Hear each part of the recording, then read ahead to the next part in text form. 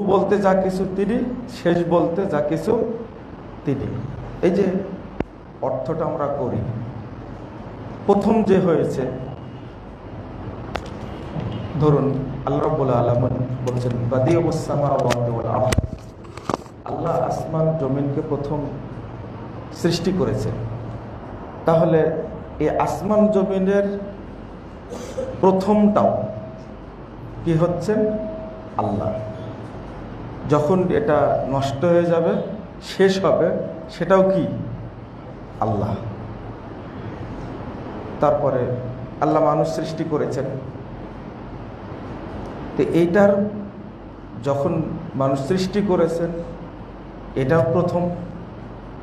আর যখন মানুষ মারা যাবে অথবা মানব জাতি যখন ধ্বংস হয়ে যাবে তখনই কি হয়ে যাবে? আখের হয়ে যাবে। নাউযুবিল্লাহ, আস্তাগফিরুল্লাহ। মানে প্রতিটার শুরুটাও তিনি আল্লাহ, আর শেষটাও কি? আল্লাহ। এবার একটু মূল ব্যাখ্যায় যাওয়ার আগে একটা জিনিস আমরা খেয়াল করি, সেটা হলো আল্লাহ বলছেন বাদিউস সামাওয়াতি ওয়াল আরদ, খালাকাস সামাওয়াতি ওয়াল আরদ। তাহলে আসমান জমিনের স্রষ্টা আল্লাহ। তাহলে এই আসমান জমিন আল্লাহ না, আসমান জমিনের কি? স্রষ্টা আল্লাহ। তাহলে মানুষ খালাকাল ইনসান আল্লামাহুল বায়ান, মানুষকে সৃষ্টি করেছেন কে? আল্লাহ। তাহলে মানুষের স্রষ্টা কে? আল্লাহ। মৃত্যু দেন কে? আল্লাহ। তাহলে এর দ্বারা প্রত্যেক জিনিসের শুরুটা আল্লাহ নিজেই, শেষটাও আল্লাহ নিজে।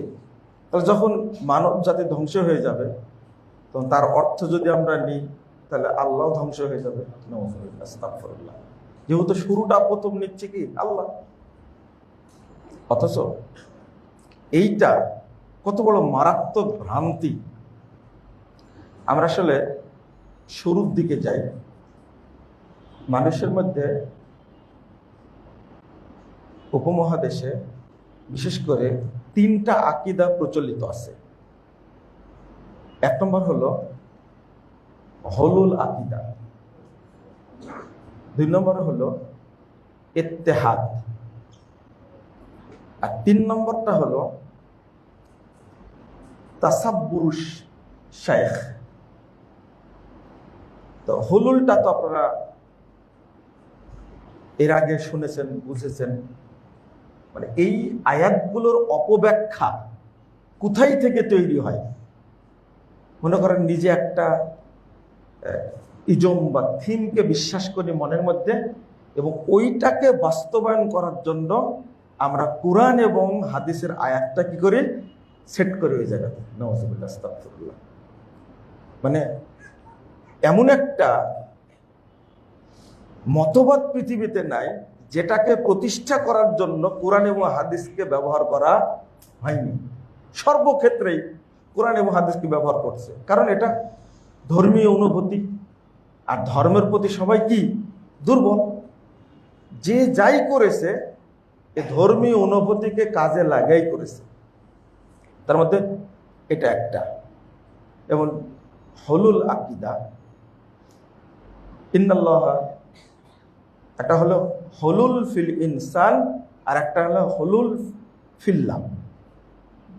আল্লাহ মানুষের মধ্যে বিলীন হয়, আর মানুষ আল্লাহর মধ্যে কি হয়? বিলীন হয়। নাউযুবিল্লাহ। এটা হুলুল মোটামুটি তাও একটা পর্যায়ে আছে। হুলুল আকীদা মানসুর হাল্লাজ নিজেই বলছে যে আমি আর তুমি, তুমি আমি, আমি তুমি, দুজনের মধ্যে কোনো পার্থক্য নাই। এখন আমরা কি হয়ে গেছে? নাহনু রূহান, আমরা দুইজন দুইটা রূহ, হাল্লালনা বাদানা, এখন এক দেহের মধ্যে আমরা কি হয়ে গেছে? শামিল হয়ে গেছে। আর বাইজিদ বোস্তামি তো দাবি করেছে যে সরাসরি নিজেই কি? আল্লাহ। তলাবতুল্লাহ সিত্তিনা সানা, আমরা আল্লাহকে খুঁজছি আমি প্রায় 60 বছর যাবৎ। ফাইদা হুয়া আনা, এখন দেখছি আমি নিজেই আল্লাহ। তো এটা হুলুলিয়া। আর একটা হলো ইত্তেহাদ। এই হুলুলিয়া আকীদা বিশ্বাস করে যারা বেরলবি বলে পরিচিত, কিন্তু বেরলবিও বুঝে না, দেওবন্দিও বুঝে না, উভয়েই এই আকীদার মধ্যে শামিল। নামে তারা দেওবন্দি এবং কি বেরলবি। আর একটা হলো ইত্তেহাদ। ইত্তেহাদটা একটু আপনাদেরকে বুঝতে হবে, যেটা বাংলাদেশে এটাকে আগে সুফিবাদ বলা হতো, তারপরে এটাকে বলা হলো যে এই আধুনিক মানুষদেরকে এর মধ্যে সামিল করার জন্য এর নাম রাখছে কোয়ান্টাম মেথড। কি নাম? Quantum method. এমনকি আমাদের কোনো কোনো মুসল্লিও এই মহাজাতক বুখারীর খপ্পরে পড়ে ওই মেডিটেশন করা নিয়ে ব্যস্ত। আবার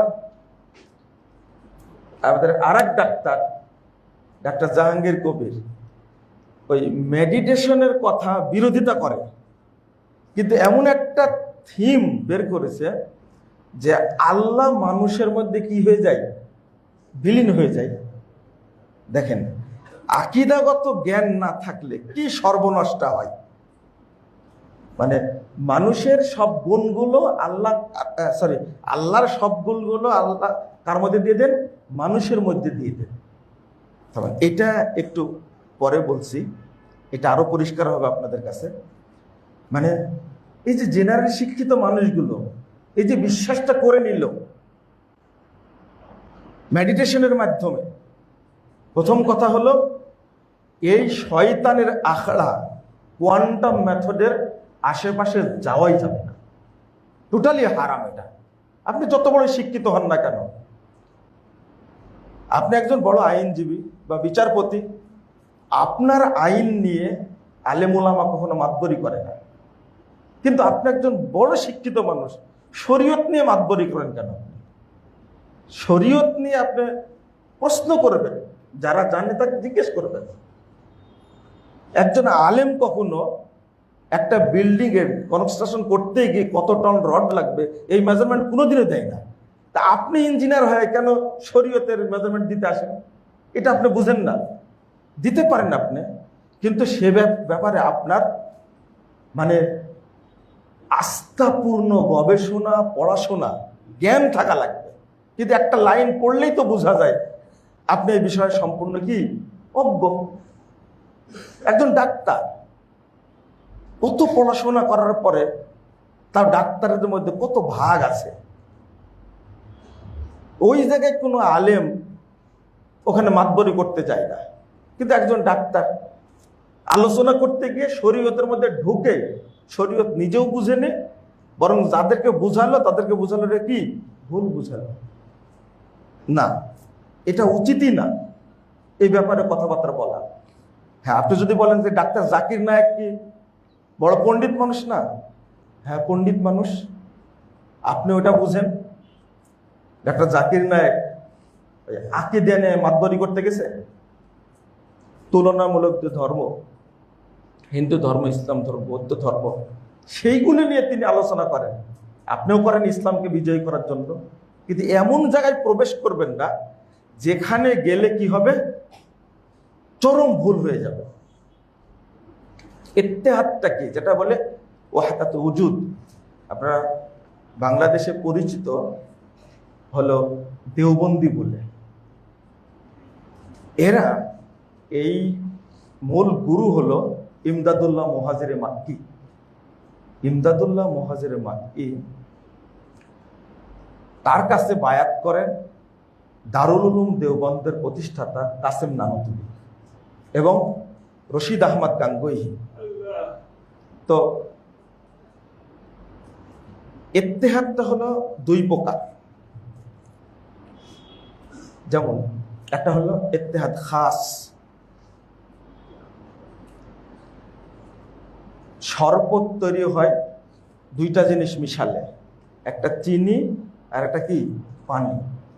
দুইটা জিনিস এক না আলাদা? আলাদা। দুইটা মিক্সচার হলে কি হয়? কি হয়? শরবত হয়। এটা হলো হুলুল, যেটা আগে বললাম। দুইটা আলাদা, মানুষ আর আল্লাহ কি আলাদা, তবে কি হয়ে যায়? দুইটা মিক্সচার হয়ে যায়, এক জায়গায় হয়ে যায়, এটা হুলুল। আর ইত্তেহাদ হলো লা ইলাহা ইল্লাল্লাহ। যেমন আপনার শক্ত গুড় যদি গলে যায় তাহলে কি হয়? পানি হয়ে যায়, ঝোলা গুড় বলে, তাই না? কিন্তু গুড় থেকে কি আলাদা হয়ে গেল? শক্ত গুড় আর ঝোলা গুড়, বা রাজশাহী এলাকায় বলে লালি গুড়, আপনারাও বুঝেন। শক্ত গুড় থেকে লালি গুড় হলো, গুড় থেকে আলাদা হলো কি? দুইটাকে আলাদা হলো। ইত্তেহাদ এই জিনিস। অর্থাৎ আল্লাহ যখন বান্দাকে ভালোবাসেন, বান্দার প্রতি যদি আসক্ত হন, তখন আল্লাহ নিজেই কি হয়ে যায়? মানুষ হয়ে যায়। আর বান্দা যখন আল্লাহর প্রেমে পাগল পারা হয়ে যায়, তখন মানুষ নিজেই কি হয়ে যায়? আল্লাহ হয়ে যায়। এইটা কি? এটা হলো ইত্তেহাদ বা ওয়াহদাতুল উজুদ। এই আকীদার ধারক এবং বাহক, উপমহাদেশে প্রচারক এই দেওবন্দি আলেমগণ। ইমদাদুল্লাহ মহাজারে মক্কি থেকে শুরু হয়েছে। মূলত এটা শুরু হয়েছে বহু আগে, বাইজিদ বোস্তামি থেকে, এরপরে মানসুর হাল্লাস। এইটাকে প্রকাশ করেছে ভালোভাবে মহিউদ্দিন ইবনে আরাবি। এটা মুশরিক, নাউজুবিল্লাহ, আস্তাগফিরুল্লাহ। এত নোংরা ভাষা প্রয়োগ করেছে। যেমন একটা ছোট্ট কথা, আল আব্দু রব্বুন ওর রব্ব আব্দুন। আল আব্দু রব্বুন, বান্দাই রব, ওর রব্ব আব্দুন, রবি কি? বান্দা। ইয়া লাইতা শাইরি মানিল মুকাল্লাফ, আমি বুঝি না কে কার ইবাদত করে। আকীদা কি বুঝছেন আপনারা? তওবা তওবা, আস্তাগফিরুল্লাহ। তাহলে বান্দাই কি হয়ে গেল না? বান্দা রবের প্রতি কি হয়ে গেছে? আসক্ত হয়েছে। তখন বান্দা কি হয়ে গেল? রব হয়ে গেল। আবার রব বান্দার আমল দেখে কি হয়ে গেছে? আসক্ত হয়েছে। তখন কি হয়ে গেল? রব কি হয়ে গেল? মানুষ হয়ে গেল। এইটা যদি আকীদা হয়, এটা আজকের কথা। সেই ইবনে হাজার আন্দালুসি রাহিমাহুল্লাহ, তিনি আল ফিসাল ফিল মিলাল ওয়াল আফওয়া নিহাল এই গ্রন্থের মধ্যে লিখছেন যে মান আরাফা নাফসাহু ফাকাদ আরাফা রাব্বাহু। ঘুরে একই কথা, যে ব্যক্তি নিজেকে চিনল সে রবকে চিনল। ওয়াত্তাসালা বিল্লাহ, এবং সে রবের মধ্যে কি হয়ে গেল? মিলে গেল। সাকাতাত আনহু শারায়, যখনই মারিফত হাসিল করে ফেললো, তখন তার উপর থেকে যাবতীয় শরীয়ত রহিত হয়ে গেল। আর হজ করা লাগবে না, আর উমরা করা লাগবে না, আর নামাজ পড়া লাগবে না, কারণ মারিফত হাসিল করে ফেলেছে। জিয়াউল কুলুব একটা বই আছে, ইমদাদুল্লাহ মহাজিরে মাক্কির, তিনি লিখছেন তাদের আকীদা। জিয়াউল কুলুব বইয়ের 7 পৃষ্ঠা এবং 25 পৃষ্ঠায় উল্লেখ করছেন যে মারিফতের অধিকারী ব্যক্তি সমগ্র পৃথিবীর উপর কর্তৃত্বশীল হয়। সমস্ত পৃথিবীর কর্তৃত্ব কার উপরে? আল্লাহর উপরে। কিন্তু মারিফতের অধিকারী ব্যক্তিও কি হয়ে যায়? কর্তৃত্বশীল হয়ে যায়। আল্লাহ তাআলার যে কোনো রশ্মিকে নিজের জন্য ধরে নিতে পারে। আল্লাহর যে নূর, সে নূরটা কি করে? ধরে নিতে পারে। আল্লাহর যে গুণ, আল্লাহর যে কোনো গুণে ইচ্ছা নিজেকে বিভূষিত করে তার প্রকাশ ঘটাতে পারে। জাহাঙ্গীর কবিরের আকীদা মিলল? আবার পড়ি বাক্যটা,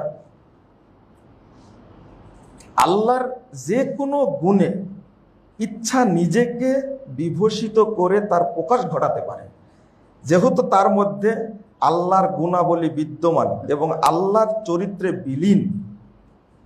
আরেক জায়গায় বলছেন, কোনরূপ আড়াল ছাড়াই সে আল্লাহকে দেখতে পাবে। কোনরূপ আড়াল ছাড়াই সে আল্লাহকে দেখতে পাবে। আস্তাগফিরুল্লাহ, আস্তাগফিরুল্লাহ। আল্লাহ নবী মুহাম্মদ সাল্লাল্লাহু আলাইহি ওয়াসাল্লাম তিনি কি আল্লাহকে দেখছিলেন? যখন আল্লাহ মেরাজে নিয়ে গেলেন তখন দেখছিলেন? যদি কেউ বিশ্বাস করে সে মুমিন থাকবে না মুশরিক হয়ে যাবে, কাফের হয়ে যাবে? আল্লাহকে সরাসরি প্রত্যক্ষ করার সে সুযোগ পাবে। আল্লাহকে সরাসরি প্রত্যক্ষ করার সে সুযোগ পাবে। আমি এই জিয়াউল কুলুব বইটা বহু মানুষের বাড়িতে গিয়ে দেখছি এবং আমি সংগ্রহ করে নিয়েছি। আমার কাছে মনে হয় প্রায় 10-12 কপি হবে। যেখানে পাই সেখান থেকে নিয়ে আসি যে এই বই কে আপনাকে দিয়েছে। আর এইগুলো দেয়, হাদিয়া স্বরূপ দেয় বড় বড় মানুষদেরকে, যে এই বইটা পড়বেন। কি জন্য দেয়? আল্লাহর জন্য।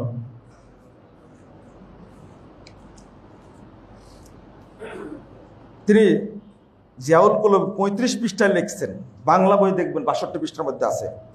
তাওহীদে জাতি হলো এই যে, আবার দেখেন, তাওহীদে জাতি হলো এই যে বিশ্ব জগতের সবকিছুকে আল্লাহ বলে ধারণা করা।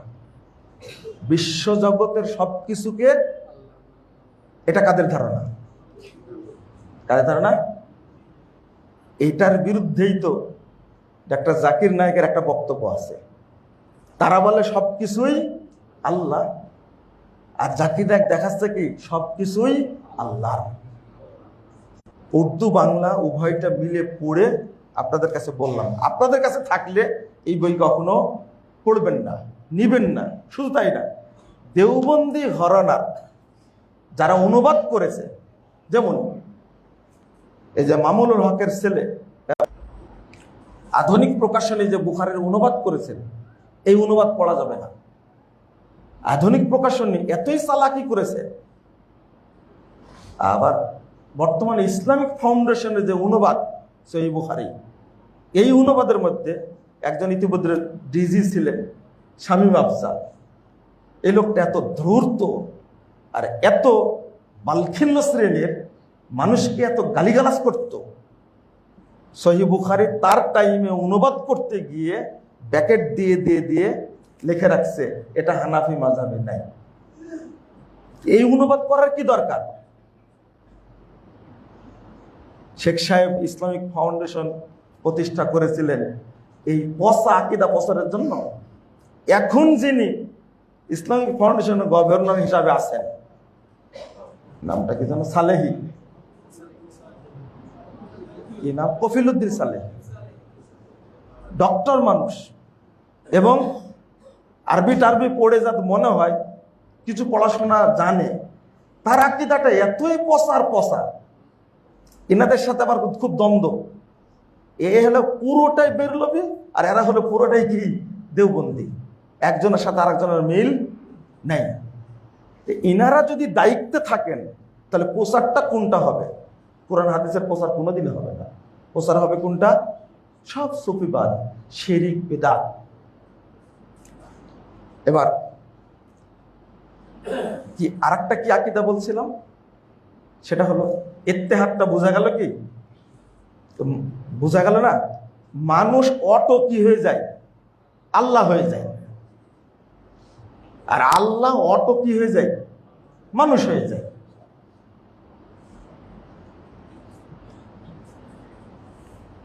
ওই যে এই শ্লোকটা আপনাদের জানা আছে, হরির উপর হরি, হরি শোভা পায়, হরিকে দেখিয়া হরি হরিতে লুকায়। তাহলে সবকিছুই কি হরি? তাহলে সৃষ্টি জগতের সবকিছুই কি আল্লাহ। যে আকীদার পোষণ করে, হিন্দুদের আকীদার সাথে এর আকীদার কোনো তফাৎ আছে? কিভাবে ছড়াইছে? এবার একটা ছোট্ট কথা হলো, তাসাব্বুর শাইখ কি? এটা একটা আলাদা আকীদা। তাসাব্বুর মানে চিত্র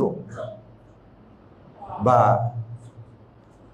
ক্যালিগ্রাফি বলতে পারেন, ছবি বলতে পারেন।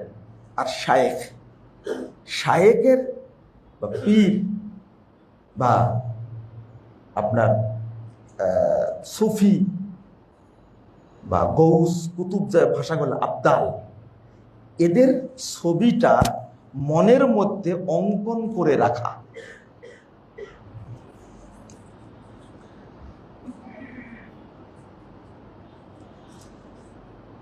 আশরাফ আলী থানভী রাহিমাহুল্লাহ তিনি বই লিখেছেন আরওয়াহে সালাসা।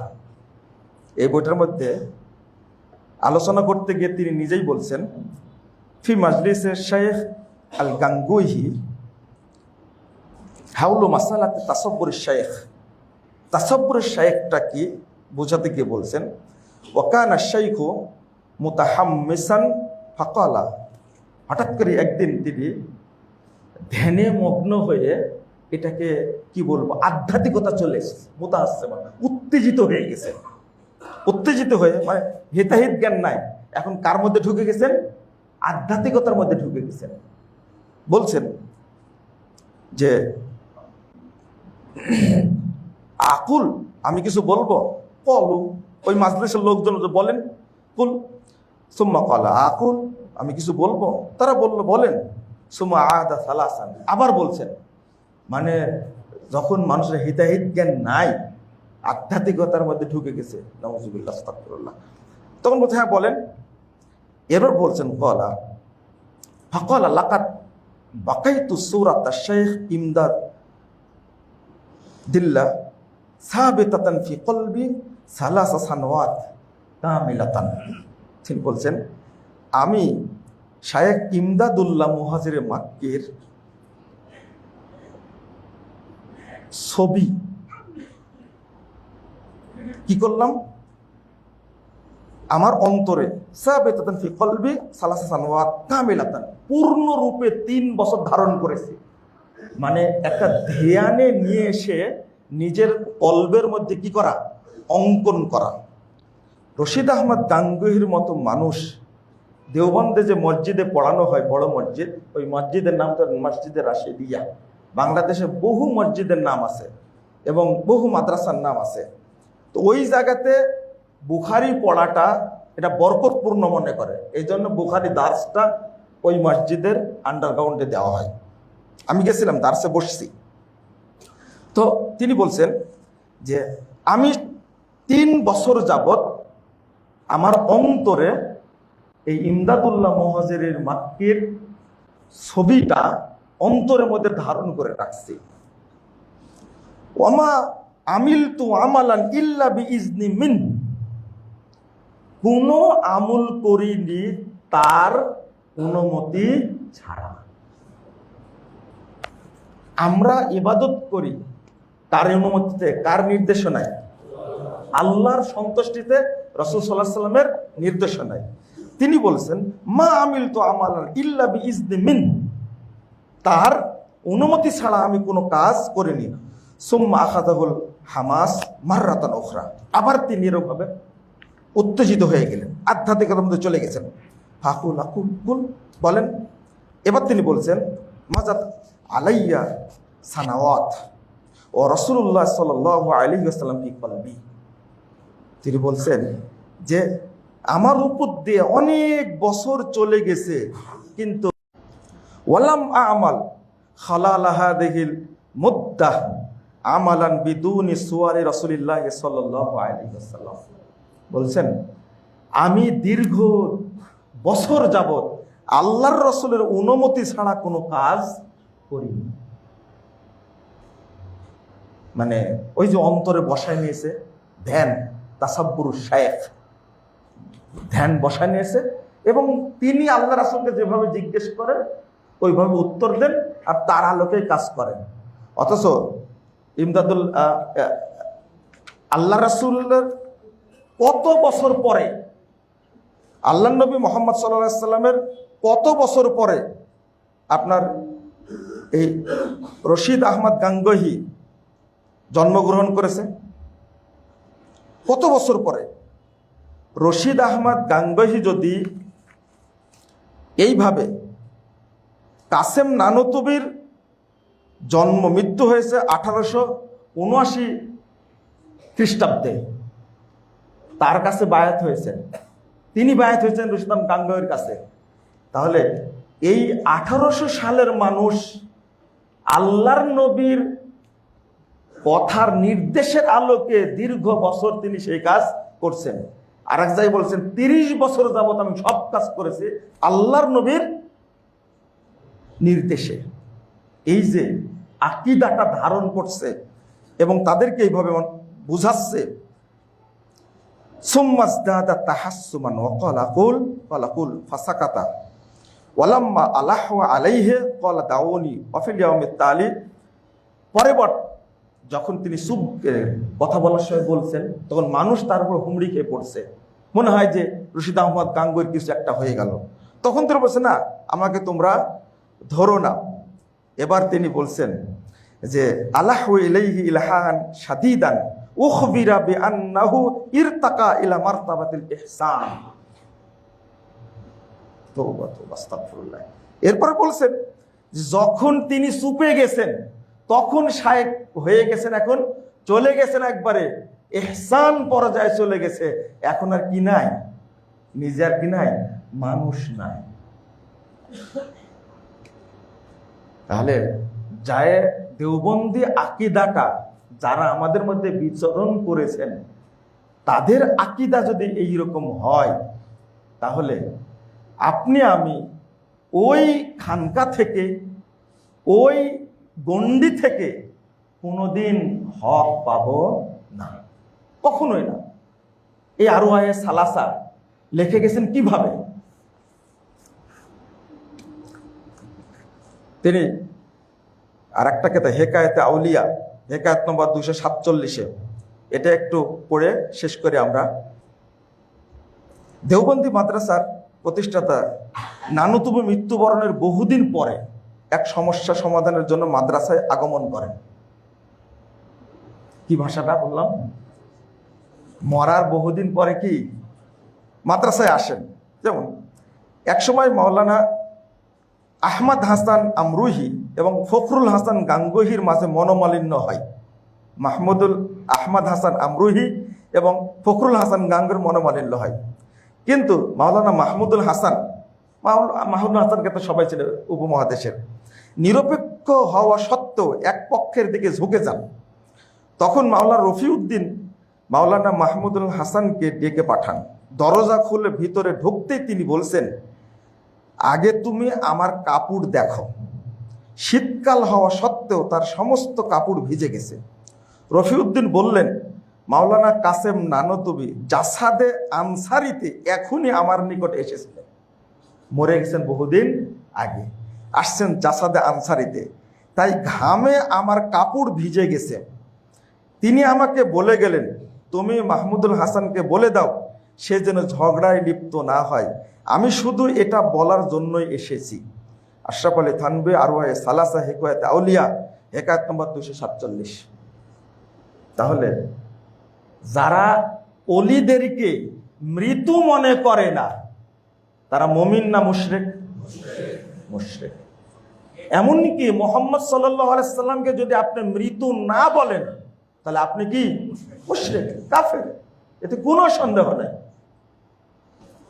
সমস্যা হলো একটা জটিল সমস্যা হলো যে আমাদের বক্তব্যগুলো মানুষ বুঝে 5 বছর পরে, 10 বছর পরে। গত খুতবা দিকে রমাদান মাসে এখানে একজন ব্যক্তি হাত ধরে ক্ষমা চেয়ে গেল, বলছে 5 বছর যাবত আপনাকে গালিগালিজ করে, কিন্তু আল্লাহ আমাকে এখন হেদায়েত দিয়েছে, আমাকে আপনি মাফ করে দিন। আমি বললাম যে আপনি গালিগালাজ করতেন আর আমি দোয়া করি যে আল্লাহ যেন আপনাদের বোঝার তৌফিক দান করে। অতএব এটার জন্য মাফ চাওয়া লাগবে না, আল্লাহ মাফ করে দিয়েছে। ঈদের দিন আমাকে একজন ফোন দিয়ে বলছেন, 10-12 বছর যাবত শুধু গালি দিতাম, কিন্তু এই রমাজানে আল্লাহ আমাকে হকটা বোঝার তৌফিক দিয়েছে। তাহলে ওর বুঝতে সময় লাগছে কয়দিন? 10 বছর। তাহলে এই যে মানুষ গালিগালাজ করে, করুক, কিন্তু আমাদের ধৈর্য ধারণ করতে হবে। এমনকি মক্কাতে আবু সুফিয়ান আল্লাহ নবীর বিরুদ্ধে যুদ্ধ করেনি, কিন্তু তিনি আবার ইসলাম গ্রহণ করেননি। এটা তো রেকর্ড, হাদিস দ্বারা প্রমাণিত।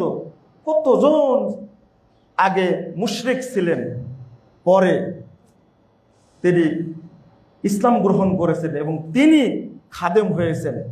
হামজা রাদিয়াল্লাহু আনহু, আল্লাহু আকবার, তার নাম কি? সাইয়্যিদুশ শুহাদা। সমস্ত শহীদদের সর্দার হবেন জান্নাতে হামজা রাদিয়াল্লাহু আনহু। কত মর্যাদা তার! অথচ আল্লাহ রাসূলকে হত্যা করার জন্য কত চেষ্টা করেছে। উমর রাদিয়াল্লাহু আনহুর জন্য আল্লাহ রাসূল দোয়া করলেন। আবু জাহাল এবং উমর রাদিয়াল্লাহু আনহু দুইজনের জন্য দোয়া করলেন, আল্লাহ কবুল করলেন উমর রাদিয়াল্লাহু আনহুর জন্য। অতএব বহু মানুষ আছে, বুঝতে সময় লাগে। এই কথাটা বলার উদ্দেশ্য হলো, আলোচনা আপনাদেরকে মনোযোগ দিয়ে শুনতে হবে, আর শুনে শুধু বোঝা যাবে না, শুনলে তাড়াতাড়ি আউট হয়ে যায়, পড়ে বুঝতে হয়। এই জন্য আল্লাহ বলেছেন কি? ইকরা। কি বলেছেন? ইকরা। কোরআন শুনলে আপনার নেকি হয়, এতে কোনো সন্দেহ নাই, কিন্তু বুঝার জন্য পড়তে হয়। কিন্তু আমরা শরীয়ত বুঝার জন্য পড়ি না, কি করি? শুনি বেশি। আর এখন তো আপনারা সময়ই নাই। গাড়িতে উঠলেন, যখন অফিসের কাজে বের হচ্ছেন, তখন একটা বক্তব্য ছেড়ে দিলেন ইউটিউব থেকে শোনার জন্য, কিন্তু তখন অফিসের সমস্ত বোঝা আপনার মাথার উপরে। এটা কি বক্তব্য শোনার নিয়ম? এটা না, কেউ এটা করে না। মনোযোগ দিয়ে শুনবো, বুঝবো, বুঝার উদ্দেশ্যে খুব কম মানুষই পড়ে। বন্ধুরা আমার, বাংলাদেশের এই আকীদার সংস্কার আপনারা আগেই রেগে যাবেন না, আগে বুঝতে থাকেন।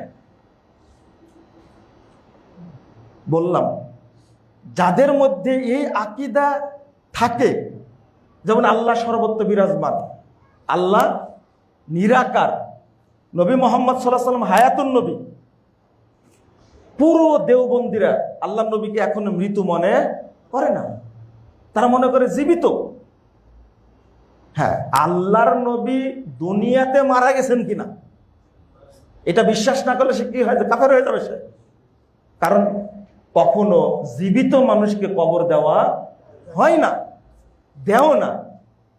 যে জীবনে তিনি জীবিত আছেন, শুধু নবী কেন, কাফেররাও জীবিত থাকে, মুমিনরাও জীবিত থাকে। সেই শুধু নবী কেন, নবীদের জন্য একটা জিনিস খাস, আল আম্বিয়া ওয়া আহইয়াউন ফি কুবুরিহিম ইউসাল্লুন।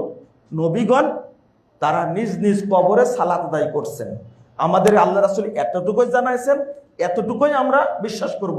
কিভাবে করছেন? কারণ ওই বারজাখী জীবনের জ্ঞান আল্লাহ মানুষকে দেননি। মেরাজে যাওয়ার সময় আল্লাহ রাসূল বলছেন, সহিহ বুখারীর হাদিস, মুসলিমের হাদিস, যে আমি আমার ভাই মুসা আলাইহিস সালামকে দেখলাম ফিলিস্তিনের লাল টিলায় সালাত আদায় করছেন, কবরে দাঁড়িয়ে সালাত আদায় করছেন, আমি দেখলাম। একটু পরে গিয়ে দেখা হলো কোথায়? ষষ্ঠ আসমানে দেখা হলো। সে একবার 9 বার। আপনি যান, আপনার উম্মত পারবেন না, কমায় নিয়ে আসেন। 50 ওয়াক্ত সালাতকে কমালেন কয় ওয়াক্তে? 5 ওয়াক্তে। তার কারণে একই সফরে দেখা হলো কার সাথে? ওই একই সফরে দেখলেন।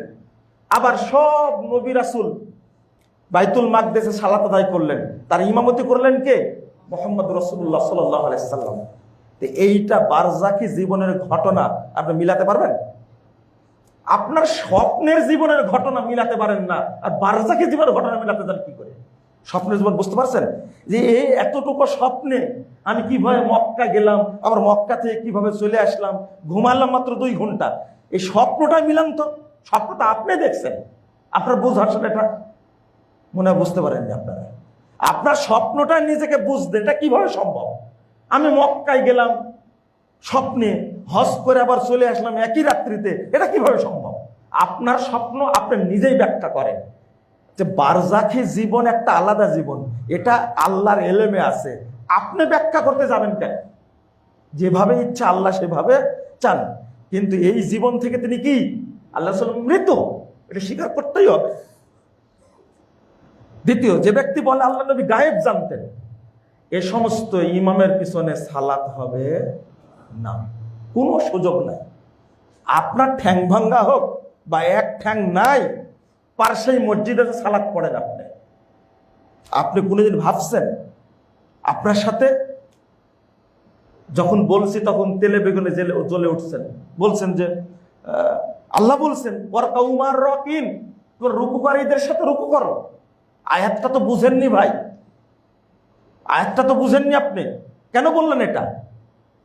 আল্লাহ বুঝাচ্ছেন ওয়ারকাউ মাআল মুমিনিন, যারা মুমিন তাদের সাথে রুকু করো। মুশরিকদের সাথে রুকু করা যাবে? তাহলে আপনি বুঝলেন কেন? এটাই হলো মানহাজ। আয়াত বুঝতেই ভুল হয়েছে। শিয়াদের মসজিদ আছে, ইহুদিদের মসজিদ আছে, সালাত পড়ে তারা, ওদের পিছনে নামাজ হবে? কাদিয়ানীদের পিছনে নামাজ হবে? কেন হবে না? কেন? ওরাও তো রুকু করে, ওরাও তো জামাত করে, করেন।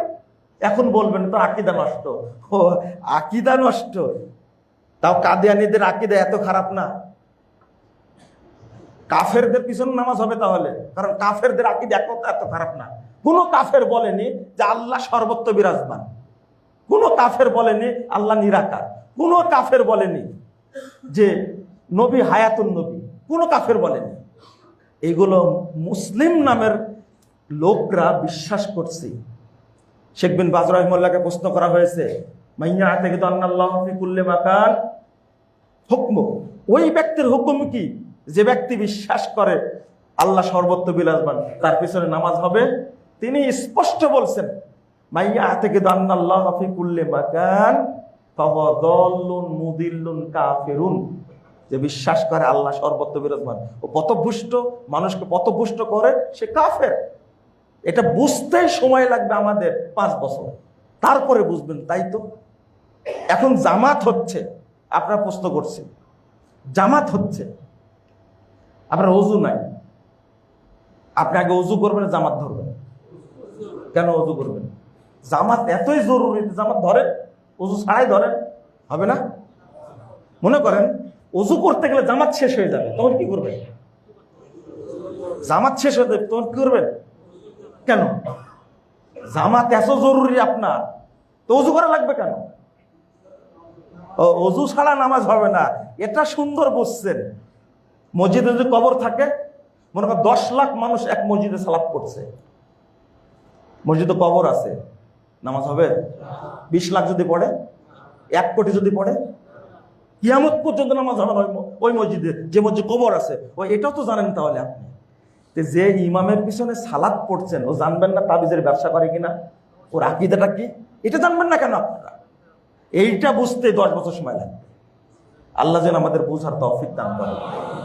আর একটা প্রথম যে আয়াতটা পড়েছিলাম, ছোট্ট কথা, ওয়াল আউয়াল ওয়াল আখির, আল্লাহ কি বুঝাতে চাচ্ছেন আর আমরা কি বুঝলাম? অর্থাৎ তার আগে কেউ নাই আর তারপরেও কেউ নাই। এর অর্থ আল্লাহর নবী দুয়ার মধ্যেই উল্লেখ করেছেন। কার মধ্যে?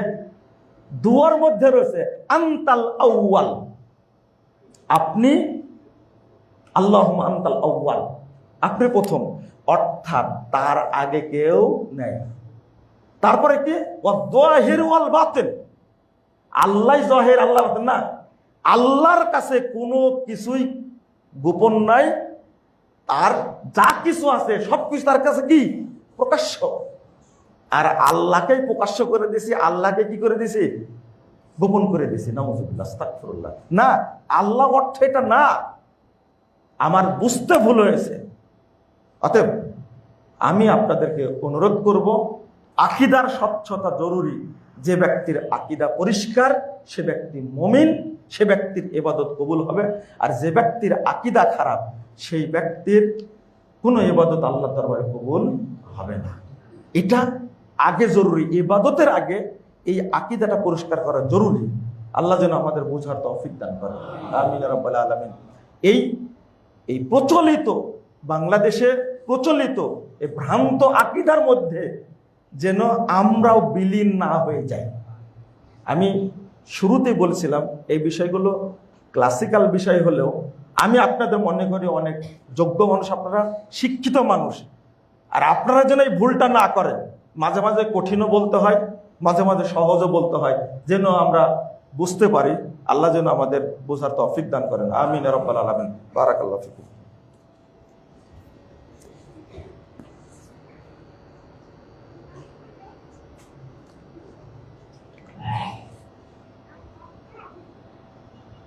আলহামদুলিল্লাহি ওয়াহদা ওয়াসসালাতু ওয়াসসালামু আলা মান লা নাবিয়্যা বা'দা।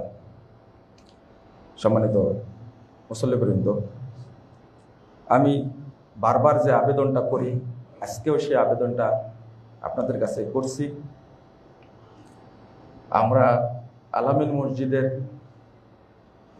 যে অবস্থায়, এটাতে ঋণ হয়ে আসছি, কিছু টাকা পয়সারও প্রয়োজন। রমাজানে আপনাদের কাছে চেয়েছিলাম, আবারও চাচ্ছি, আপনারা সহযোগিতা করবেন এই মসজিদের কাজটা যেন আল্লাহ অব্যাহত রাখেন, এবং দোয়াও করবেন সাথে সাথে।